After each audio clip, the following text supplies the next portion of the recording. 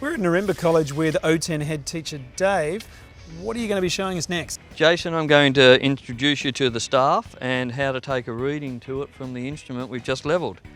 This is normally a two-man process on site. Would you like to give me a hand? Love to. Bring it on. Jason, I now just want to show you some features of the staff. If you could just lower that down for me. This staff is a 5-stage staff, so it has 5 sections to it. And you'll notice, if you wouldn't mind extending that out now, as you raise it up, it actually needs to clip in here at the back, and that clip is on each section of the staff. Also, you'll notice that the first section is in black, the second section is red. It alternates up the staff so that the person looking through the instrument can see that we've actually extended, in this case, the first and the second section. So that's just a check to make sure that we've extended the staff properly. Second thing is, this is an aluminium staff. If we were working near overhead power cables, it would be advisable that we were using a fiberglass staff, and just in case we did contact those overhead wires.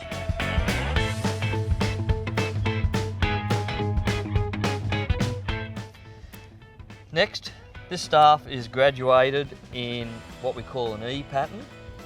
And on building sites, we tend to take a lot of measurements with this measuring tape. The tape is graduated to millimetres, and that is generally the order of accuracy that we expect on most activities on site. No different to reading levels. We actually take levels in metres, but to 3 decimal places. So we're getting down to the millimetre. Unfortunately, the staff is only graduated to 10mm sections. If we place the measuring tape on the staff, we can see that, for instance here, that line there is actually 800mm or 0.800 metres.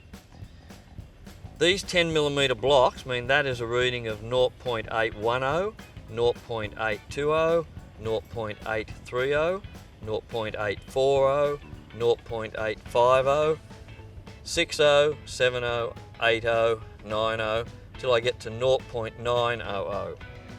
But I've said we need to read to the 3rd decimal place.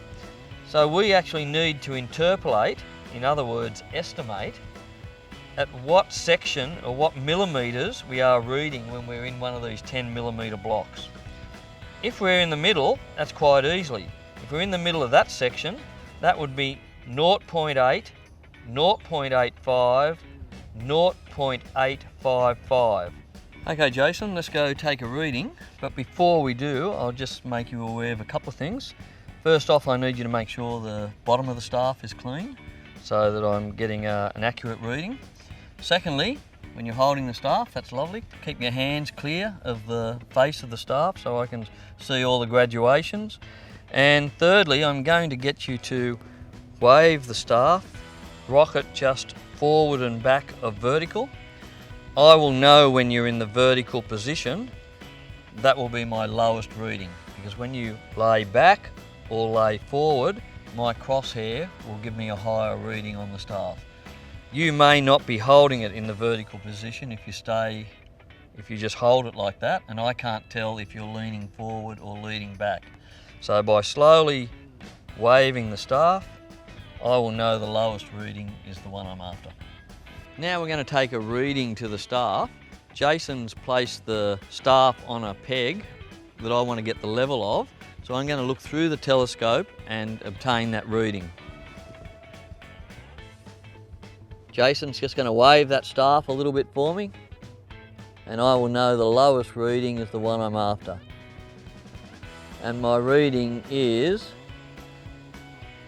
1.372. So I'd just like to show you now where that reading is on the staff, which is about there on the staff. 1.3, 1, 2, 3, 4, 5, 6, 7, and 2 millimetres, 1.372. So what we've just seen here is the order of accuracy, the staff graduation, how to hold a staff, and how to take a reading. What are we going to see next? Jason, next I'm going to show you how to complete a 2 peg test to check that the level's giving us accurate readings.